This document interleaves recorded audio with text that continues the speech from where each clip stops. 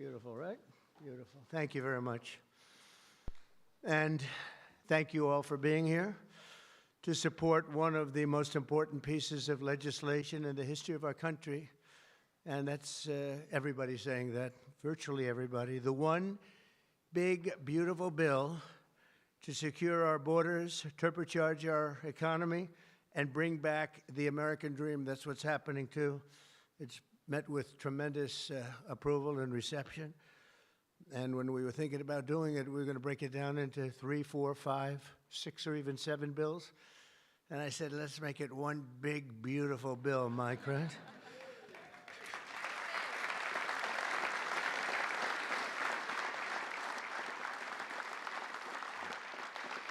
They actually said it would be very much harder to get this way, but it would be better.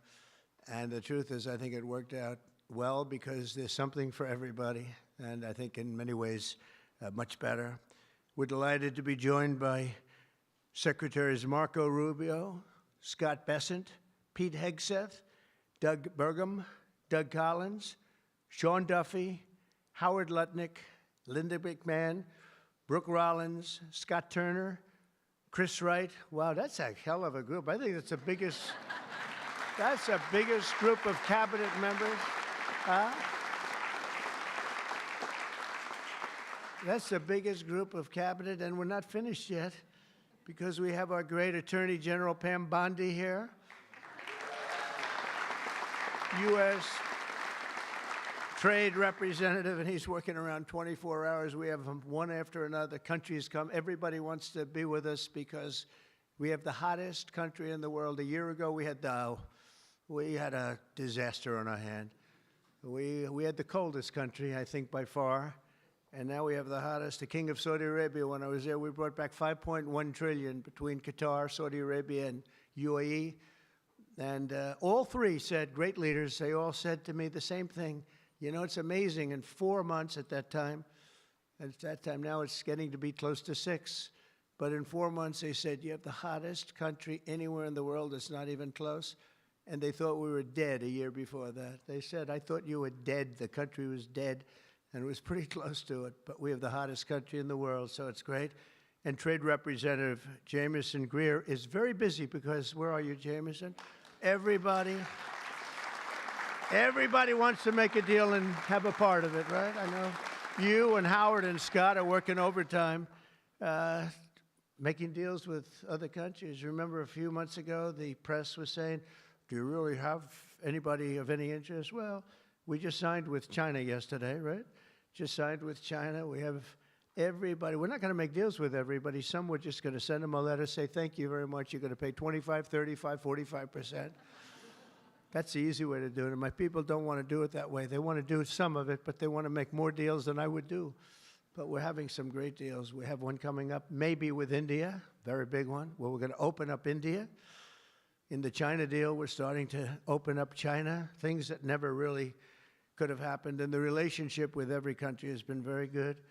And we also have OMB Director, who's very busy also, Russ Vogt. Thank you. Thank you, Russ.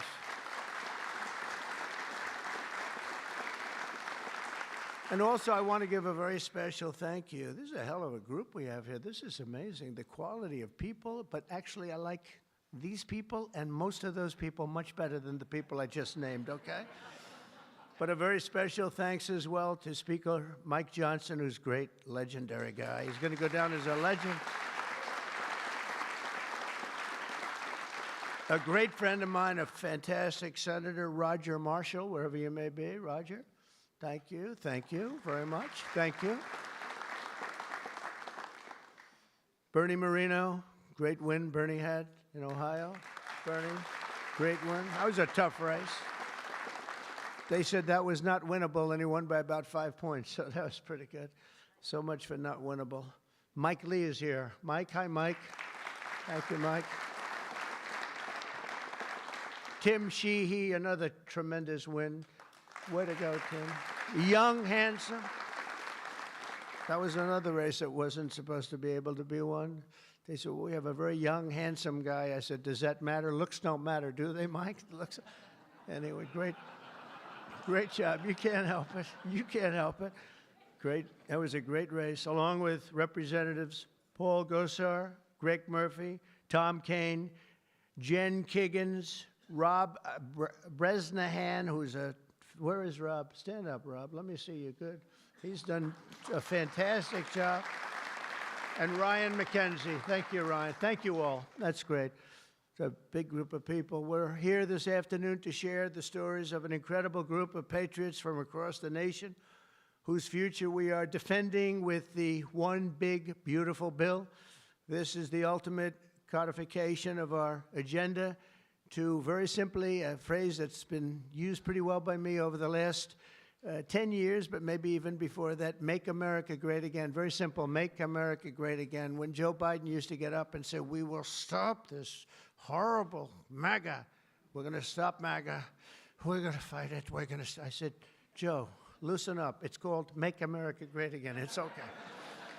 Remember that he got up so angry. He was so angry. He said, make America great again. But we'll deliver a record tax cut, a record spending cut, a record investment in border security. We've done so well on the border. You know, last month, we had 0 people that crossed the border. 0.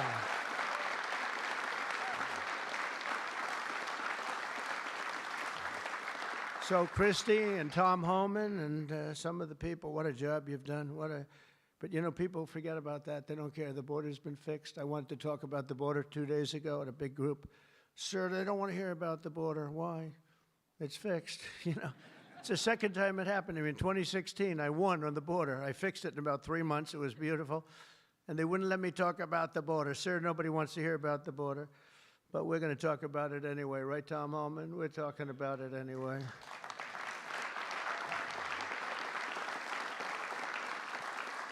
So we have a big number of dollars that's coming here because we want to keep it that way, and we want to keep it fixed, and a record number of deportations. We're bringing criminals out by the thousands. Nobody can even imagine. They let people in that were murderers, 11,888 murderers, gang members, people from mental institutions, and insane asylum. You know what that is? That's insane asylum. That's a mental institution on steroids. During the campaign, I talk about the late, great Hannibal Lecter. Do you know who that is, Hannibal Lecter? Silence of the Lambs. I'd talk about it, and the fake news would go crazy. Why does he keep mentioning? Well, because we won in a landslide. That's why they don't want to have Hannibal in our midst. And the day I signed this bill into law, almost every major promise made in the 2024 campaign already will have become a promise kept. And that's very important. Promises made, promises kept. And according to the Council of Economic Advisors, these reforms will protect or create more than 7 million jobs, add 3.1% to economic growth, reduce taxes for the typical American by nearly 15%, and increase take-home pay for the normal family of 4 by at least $13,000, and that takes place immediately. That's not bad, right? Look, I'm looking at that guy back there, right? That's pretty good. And if we had a person over at the Fed that would lower interest rates a little bit, that would be helpful too. It's hard to believe. This is on top of, you know, we have to fight this guy. He's not doing the job. Each point that he keeps it up is the equivalent of $300 billion. $300 billion. So if he loaded 2, it would save $600 billion. We have to work hard with cuts on that, right? That's a lot of cutting. And this guy could do it so easily. We don't have inflation. Well, we might have inflation. Yeah, and if you do, you raise the rate a little bit. That's okay. But we're going out because Biden gave us a lot of short-term debt. And given the short-term debt, he did us no favor. So I think what we'll do is we'll probably just extend the short-term debt and then go out, because I don't want to tie it up for 10 or 15 years at a high rate. But every point is it's really more, is $300 billion. So if we got it down to 1%, we're talking about almost $1 trillion in saving just with the stroke of a pen. No work, no missing anything, just like an accounting situation. Oh, Doug Collins, I just see Doug. Did I mention you, Doug? I don't think so. I'm glad I saw you. I'm glad that somebody's going to be in big trouble with you. They didn't write your name down, Doug. Somebody's in big, somebody's in, I got you. So we think of that, though. We save, and all you have to do, it's so simple. I'm explaining to this guy, and Biden extended him. That wasn't good. I'm explaining to him, you can do so much for our country. You could save $1 trillion just with a stroke of a pen. Just a little, the utterance of a sentence that we're going to be cutting.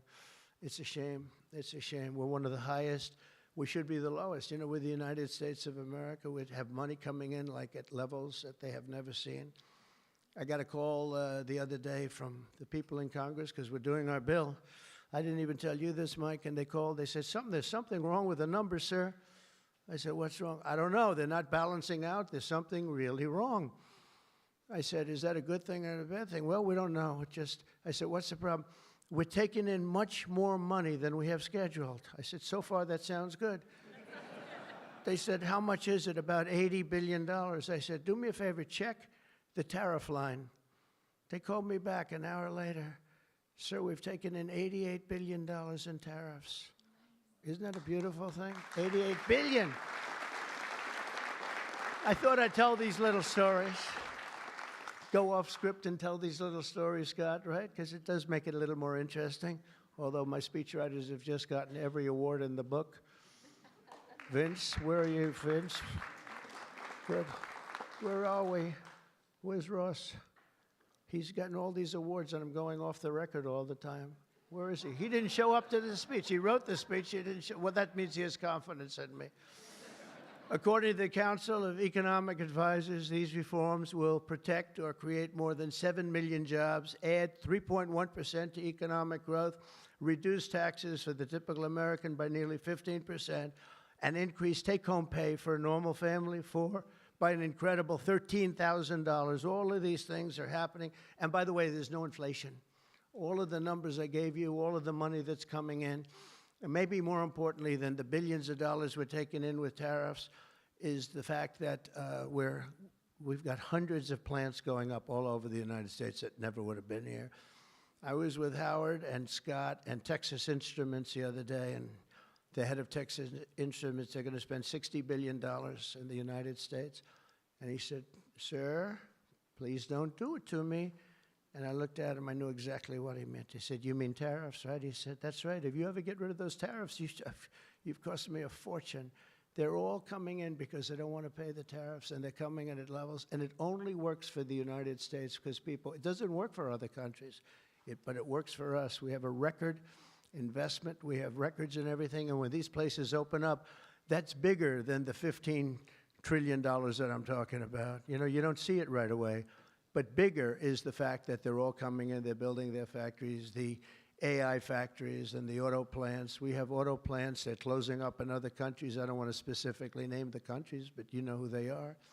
And they're coming into the U.S. and they're opening up and building like nobody's ever seen anything like it. I don't call it a miracle. I call it, this should have been done 40 years ago. We would have never lost our auto. We lost 50% of our auto industry to China, Mexico, Canada, and various other countries. Should have never happened if you had a president that said, we're going to charge you tariffs. You're not going to build next to us. Send it in and take away our jobs. If you would have said 25, 50, or 100% tariff, not one company would have left. But they weren't business people. They were politicians, not very good ones, and some good ones, but some really not good at anything, to be honest with you. We're going to stop the largest tax hike, and we're going to do that in history. This would be, if the bill doesn't pass, there'll be a 68% tax increase. Think of that, 68%, which would be the largest in history by about 40 points.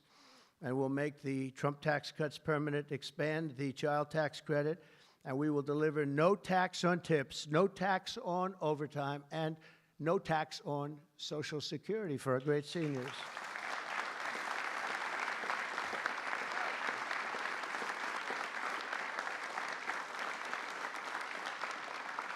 Among the countless citizens who will benefit from these tax cuts is Malachi Krzyzewski, a devoted mom and DoorDash driver from Ripon, Wisconsin, who uses her tip income to support her son. Just think of that, no tax on tips, and it was a very big problem. I was at a dinner in my beautiful building in Las Vegas and unrelated to this, and I said, what's going on? I will never say good-looking waitress because looks don't matter anymore, you know, in our modern society. She happened to be beautiful, but I won't say that. I won't mention that, but nevertheless, a waitress came over, and I said, how are you doing? She said, not good, sir. Why? The government is killing me on tips. And she looked at me, she said, sir, there should be no tax on tips. I said, say it again. There should be no tax on tips. I said, that's the coolest thing I've ever heard. I walked outside, the press was there, as always, waiting for something bad to happen, hundreds of them. I said, ladies and gentlemen, please announce tonight there will be no tax on tips. And a legend was made. We won Nevada by so much. Republicans don't win Nevada. We won Nevada. So I want to thank that young, beautiful waitress. Thank you very much.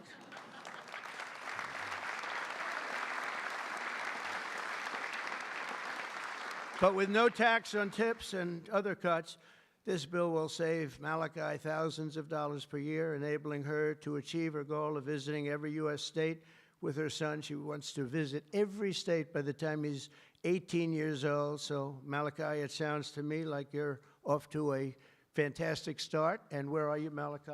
Where are you? Congratulations. Great. That's good. Thank you. Also with us today is Luke Wilson, a 23-year-old electrical lineman. He loves being an electrician, but in this case, the lineman. And these are guys that take big risk, and it's hard stuff. But if you know what you're doing, it's fine. He's from Harmony, Pennsylvania, as well as Dee Sova, a truck driver from Springfield, Missouri, where, by the way, our beautiful planes landed, our B-2s. They landed after 36 hours of flying. Great going, Pete. And they hit the target. And they hit the target, and the target has now been proven to be obliterated, just as we said. We had little fake news from CNN. Thank you very much, CNN, for that. With 3 million miles of driving under her belt, who mentors other women in her industry. And I just want to say, Luke and Dee spend countless hours working overtime to help make this country run. And this bill, the typical overtime worker like them will take home nearly $1,500 extra every single year. So you're talking about at least $1,500, and there will be no harassment because you were being harassed by the Democrats. So Luke and Dee, congratulations to you both. Thank you very much. Congratulations, wherever you may be. Thank you. Thank you very much. Also with us is James Benson, a third-generation auto worker from Belleville, Michigan, who has spent 26 years at Ford Motor Company, which is doing very well. They have a lot of plants in this country. If you have plants in this country, you're going to make a lot of money. And is a member of a tremendous group of people, auto workers. And I'll tell you, we love these people. Auto workers for Trump, and I came through for them, but they were with me long before I really thought. A lot of people said, is he going to run again? Will he run?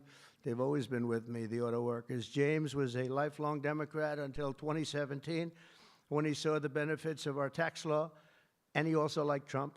Now, sometimes they can like the law, but if they don't like the candidate, it's not going to matter, right? Is that right, Marco? Marco knows, because he has been one hell of a great Secretary of State, right? Stand up, Marco.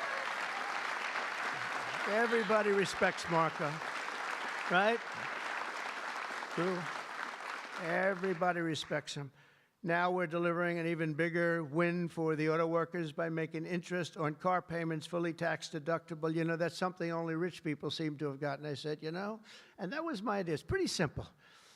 But I said, you know, the rich people, they always looking for deductions. We want deductions. Linda, did I say, will you please stand up? Linda McMahon. So great. How much is Harvard going to be charged? How much are you asking for Harvard? Because they really have violated a lot of different caveats, haven't they? Huh? A lot, like a lot. They've been given $5 billion over the years. Can you imagine? And that's over a short number of years. That's just the beginning. They have $52 billion sitting in the bank, and they haven't been nice to our country. So I want to thank Linda McMahon, who's been really fantastic. But I said, on interest, I said, why couldn't we, if a car is made in the United States only, because otherwise we don't care if it's made someplace else, give the people that buy the car a deduction on the interest that they're paying to buy the car. And people said, what a great idea. It's so simple. It's like the paperclip. Somebody came up with the idea of a paperclip many years ago, 1817, and he became a very rich person. And everybody looked at it and said, why the hell didn't I think of that? But it's like the paperclip, but only if the car is made in America. Remember that, James. We're going to keep those Michigan auto factories roaring. And as you know, we won Michigan by a lot, Susie, right? We won Michigan by a big margin, and something that typically is not easy, but I think we've won it. I actually think we've won it 3 times in a row. So it's been a great state, but a big factor with the auto workers. They went with us very big, and I love them. The One Big Beautiful Bill will also be an incredible victory for American farmers, another group that we did great with, especially family farmers like James Cullifer of Virginia Beach. Our bill will provide 100% expensing so they can buy a new farm equipment. And by the way, the expensing is good for everybody, not just farmers. And it'll virtually eliminate the so-called estate tax or the death tax. So you have a farm, you leave it to your children. If you like the children, you leave it. If you don't worry about the details. No, some people don't want to leave them. They don't like their kids, you know? Anybody in here not liking their children, farmers? But if you like your kids, you want to leave it. And a lot of times what was happening before I got there, because I put this in the first tax bill, as you know, but people would die, they'd leave their farm. There was no cash, but there was value to the farm, sometimes good value. It's called real estate rich and cash poor. And the kids had no money, and they'd be foreclosed out by a bank. They'd borrow money to pay the estate tax. You don't have to pay estate tax anymore. That's pretty big stuff. So for the farmers and for others in small business, it's great. But James's family has been working in the land for generations, and with this bill, we will ensure that family farms like his can stay in the family for many generations to come. Where's James? James, you around? Where's James?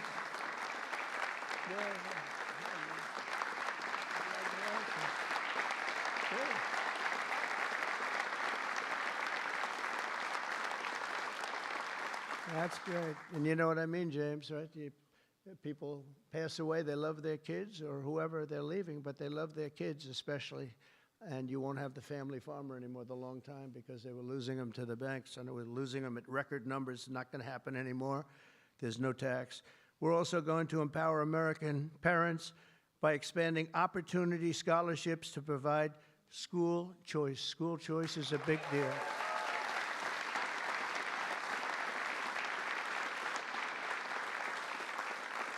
And we just got school working with the governor of Texas, as you know, Greg Abbott. We just had it passed in Texas, and I know about that. Somebody said, yeah, that was a big deal. They've been trying to get it for 9 years, and they asked me if I'd call the legislature, Republicans in the legislature, and I did. And I gave them a pep talk, and everybody voted for it. First time, they were shocked, but they never asked me to call them before. This was the first time, and they got it passed, right, Susie? It was amazing. And it was something that Dan and Greg and everybody, they really wanted it. And Ted Cruz wanted it badly. They all wanted it, so we got it in Texas. But you're going to have it. More and more people are talking about school choice. Good thing. This will be the godsend for mothers like Angelina Banks from Philadelphia. Where's Angelina? Where is Angelina?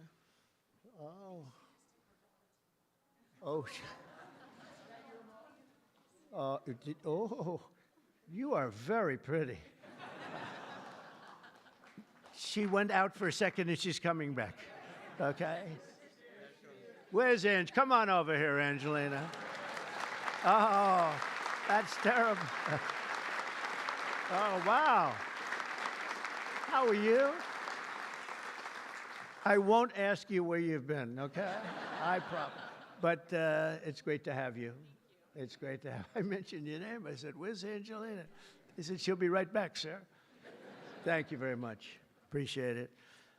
And Aubrey and Ava Jane, Angelina says the tax relief for child care and education are a foundation for stability and dignity. I think those were your words, right? Stability and dignity. Good words for her family. And with the One Big Beautiful Bill, we're delivering both, empowering hundreds of thousands of families to choose the public, private, charter, religious school or the home school of their choice. And Angelina, thank you very much for being with us. Beautiful. Beautiful. So this bill will also be the single most important piece of border legislation ever to cross the floor of Congress. We will hire 3,000 new Border Patrol officers and 10,000 new ICE agents. And these people are great. I tell you what, I got to know a lot of them. And we have tremendous representation. They've been for me from day one. In fact, I shouldn't say this, but they endorsed me when I first ran, almost at the beginning. And they weren't sure if they were allowed to endorse me, and they said, we don't care, we're endorsing you. But they were great, and they've been my friends ever since. But think of that, so we're gonna hire 3,000 new Border Patrol officers, 10,000 new ICE agents. And you know, these ICE guys, they go into war zones, and they're tough, and they love our country. And if you're not gonna be tough, you're not gonna do well, but they are tough, and they'll break into a pack, and they call them a pack. Some of these packs come out of the jails of Venezuela. They come from places that you don't want to know about. They're gang members that have been all sent in here through Biden's open door stupid policy. The dumbest policy, I think, well, we have a lot of dumb policies, but the worst, I think, is open borders, where anybody comes into our country totally unvetted, totally unchecked. And they're drug dealers, and they're people that we don't want them. And they're murderers, you know, they're murderers. I told you, over 11,000 murderers. They're in here. 50% of those, by the way, murdered more than one person. And they came in, no check-in, no anything. It's so sad. What that man has done to this country, we should never forget it, okay? We should never, ever forget it. With that whole group of people, I don't even think it was him. He didn't believe in open borders. He didn't believe in men playing in women's sports or transgender for everybody. But what that group of people has done to this country will never, ever, I don't think we can ever allow history to forget it. What they've done to us is so sad. We're going to fully fund the final sections of Border Wall, impose a new remittance tax on money sent back to foreign countries, and dramatically increase deportations to a bare minimum of 1 million illegal aliens per year. And what we're doing is we're really going after the criminal aliens, of which we have plenty to work with. People say, well, that's a lot, isn't it? Well, remember, these countries are very smart. They're headed up by people I know. In almost all cases, they're very smart people, and they're people of great common sense. They're not sending their good people out. They're sending the bad people out, and they put them into caravans. I think I came up with that name, but somebody did. It's a great name, a caravan. Thousands, and sometimes as many as 30,000 people walking right into our country. Again, last month we had none. Think of that. It's almost, people say it's almost impossible. But they come in, and at a minimum, they're not people that work very hard. They're people that are on welfare. They don't want them. They don't want them. They give them to us. It's incredible what's happened, and it's so sad to see. It's so sad. It could make you just sick to your stomach when you think about it. I was going to say it could make you cry, but I like to pretend I never cry.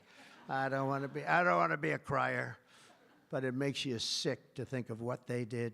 What they did to us is just sick. And guys, if we didn't have a Tom Homan, and if we didn't have some of the guys that we have working so hard and dangerously, the country wouldn't stand a chance. But we're getting them out, not as fast as they came in, because they came in and you'd see hundreds of thousands pour into our country in a day. But we're getting them out. And here today is Angel Dad Joe Abraham, the Angel Moms and Angel Dads. These are incredible people. They lost their precious 20-year-old daughter, Katie, in a hit and run after she was struck by an illegal alien from Guatemala. Katie was stopped at a traffic light, rear-ended, full force, going 60, 70 miles an hour right into the back of her car while she stopped. And she died immediately. And her killer, I think you could really say the killer, fled the scene. And Joe, we will end this invasion once and for all, and we're always going to remember the memory of Katie, that beautiful, beautiful 20-year-old daughter of yours. Where's Joe? Is he around here? Joe? Come here, Joe. Come here.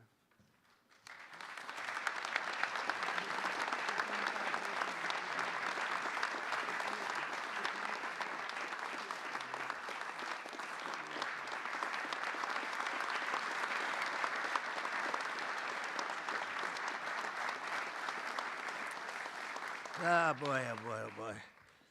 Thank you, Joe, very much. Also with us is Sarah Stewart from Kerrville, Texas, who lost her brother to the fentanyl epidemic. that has inundated her small town. Our bill provides billions and billions of dollars to stop fentanyl and other illicit narcotics. We're also charging other countries like Mexico, Canada, and China billions of dollars in taxes that we put on because they've allowed people that are selling fentanyl to go through their countries, or in the case of China, they send it here, and paying a lot of money at least, but would rather stop it.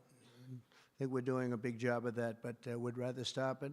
And other illicit narcotics pouring across the border and stealing more American lives. And thank you. Sarah will not rest until that fight is done. We're going to get that fight done. Sarah Stewart is where? Sarah? Hi, Sarah. Beautiful. Thank you. Good guy, huh? Yeah, I can see that. I also want to thank the president of the National Border Patrol. His name is Paul Perez. He's been with me from the beginning. And Brandon before him. These are great people. I've gotten very friendly with some of these people from Border Patrol and ICE because I'd call them once every 2 or 3 days. How we doing? How we doing? How we doing? If you remember, Kamala was the border czar. And in 4 years, she never made one call to Paul or Brandon or anybody else. And I'd like to have Paul come up, say a couple of words, if you're here. Paul? Where are you, Paul? Oh, there you are. Go ahead, Paul. President Trump made promises that he's kept. Now it's time for Congress to back him up. We need to end the chaotic and recklessness that Biden allowed into this country. The millions of people that are out there, we're going to get with this big, beautiful bill. We've got the funding, we've got the technology, we need everything in that bill to get it done so that no more families are victimized. And those that have victimized families, we can go get them out with ICE. Our officers and agents are not afraid. We're ready to take this fight to them, and we've been so because of President Trump's leadership. Thank you, sir.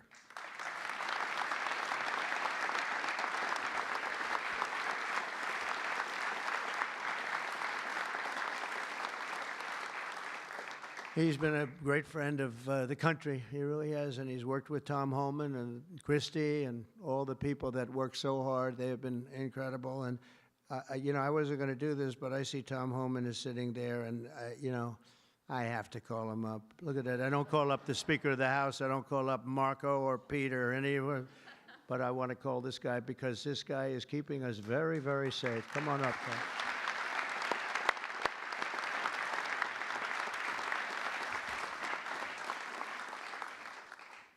Well, look, I think this issue of the big, beautiful bill should be nonpartisan. I don't know what the hell's the matter with everybody up in Congress? People are dying every day. ICE is arresting 3 times as many criminals that the Biden administration did. We're taking public safety threats and national security threats off the street every single day.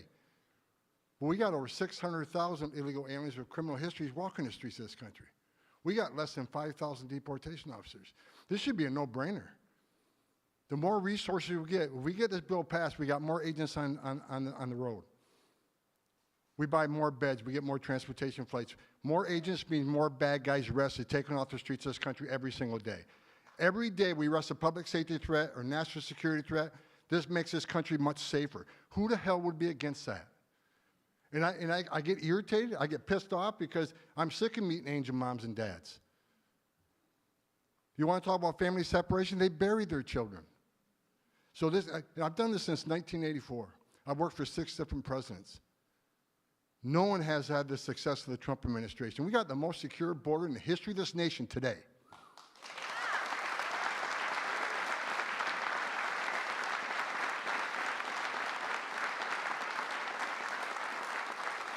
But we need more border wall. Border walls save lives. Women and children can't get over that wall, which means they go to a place where there's not a wall. And what's waiting on them? The men and women of the Border Patrol who take care of the humanitarian needs and save their lives. We already got fentanyl seizures down half. Fentanyl seizures should be 100%. We should have 0 fentanyl coming to this country. We need money to help secure that border at a higher level. Stop the fentanyl from coming in. Stop the sex trafficking of women and children. Stop the known inspected terrorists coming across that border. Right now, I was looking at the stats today. ICE is arresting a record number of known suspected terrorists in this country along with the FBI. With more money, we can arrest more of these people, make this country safer. This is a nonpartisan issue. Let's make this country safe again. So to the Democrats and the Republicans and the Independents, I don't care who you're from, pass the bill so we make this country safe, so we can stop the violence against ICE officers. Let's make this country safe again, and without that bill, it's going to be a hard road. We got a lot of people to look for, a lot of people to arrest, a lot of national security threats we know are in this country. We need to find them. We need more money to do that. We need more agents to do that. For God's sake, let's pass this bill and get this done.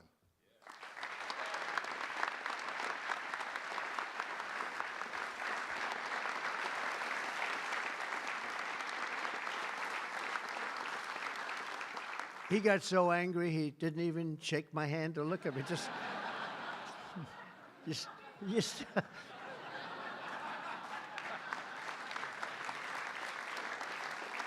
But he's right. He's right. And we have no money for the border if we don't pass this bill. We have virtually nothing. And so we're going to get it done for you, Tom, and for all of the people that have worked with you. It's been amazing, the job you've done. And just in finishing, look, this is the largest tax cut in the history of our country. They want to give you, the Democrats want to give you the biggest tax increase in the history of our country. They have things, whether it's border or economic development or no tax on tips and Social Security and no tax on overtime, and all these different things. There are hundreds of things here. It's so good. And we're going to also cut costs. We're cutting $1.7 trillion in this bill, and you're not going to feel any of it. And your Medicaid is left alone. It's left the same. Your Medicare and your Social Security are strengthened. We're not cutting. The Democrats are going to destroy all three of them because it's not sustainable. They'll end up cutting your Medicare, Medicaid in half. So we're going to do a real job. It's so important. So if you can, call your senators, call your congressmen. We have to get the vote. I want to thank you. You have been unbelievable, Mr. Speaker. You have worked round the clock for months,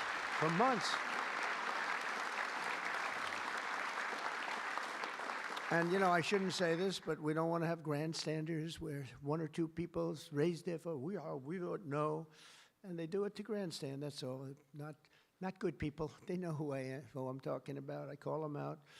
But we don't need grandstanders. We have to get our country back and bring it back strong. And our country is going to be stronger, bigger, better than ever before. We're going to make it better than ever before. And that's despite the bad hand that we were dealt 6 months ago. We were dealt a really bad hand. We were dealt a sick hand.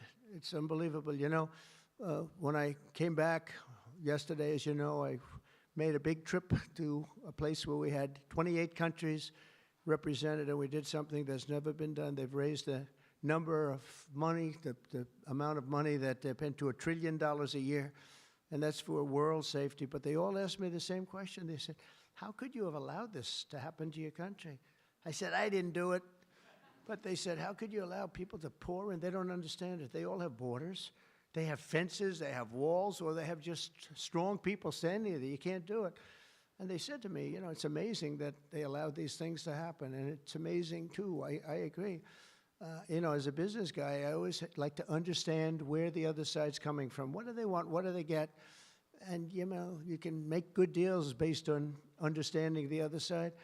I never understood the other side in this case. Why would they allow people to pour into our country unchecked? You know, I can see people wanting people to come in, and you let them come in. You have a vetting process. You let good people. We're letting a lot of good people in, but they're coming in legally. But why would you allow people to come in that you can look at them and say, big trouble, big trouble? Why would you do it? It's nobody understands. And a lot of people say voting, but, you know, we've got to strengthen up our elections because the voting is crooked as hell. Got to strengthen it up. But it's not that.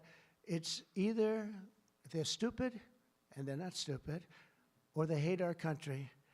But we love our country, and we're going to stop this madness, and we're going to get this bill approved. And all of the things that I've been talking about now for 2 years on the campaign trail, and we won, remember, we won every single swing state. We won by millions of votes. We won everything. We won every, it was a landslide. We won something that nobody talks about, districts. You have thousands of districts. We won 2,750 to 505. Think of that. That's why when you see a map, the whole map is red. That stands for Republican, by the way. because it stands for a lot of other things too, but it stands for Republican with a little piece of blue on each side. But that's why, think of that, 2,750 districts to 505 districts. That's what, this was a slaughter, but it gave us a mandate to do some great things. And I want to thank John Thune, and I want to thank the speaker, and I want to thank Marco and everybody here, they have been so incredible. Pam, you've been unbelievable as the Attorney General. We appreciate it. Not easy, not easy. And we're coming back faster than anybody ever thought possible. I told you what they said to me on just trips by very smart people, but we're going to make this, we're going to do this very quickly. It's happening a lot faster than even I thought possible.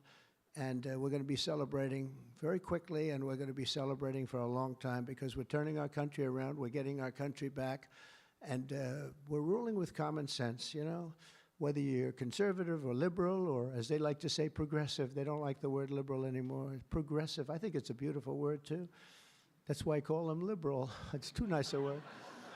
I don't know how you can be progressive when you're turning the country backwards. But no matter what you are, it's all about common sense, and I think that's the way I've ruled. I do what's right. I want to have borders. I don't want to have transgender for anybody that happens to leave the house at a young age, the things they do. I don't want to have men playing in women's sports. That's got to be, you know, they say it's an 80-20. I think it's a 97-3 issue. It's so ridiculous. It's so ridiculous.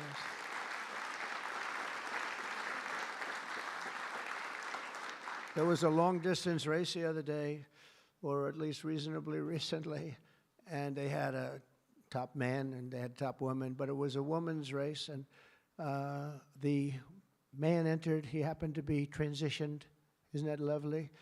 And he entered the race, and he beat the champion woman by 5 hours and 14 seconds. 5 hours, that's a lot. Think of it, you're waiting 5 hours for your beautiful daughter to come in. Come on, baby, let's go.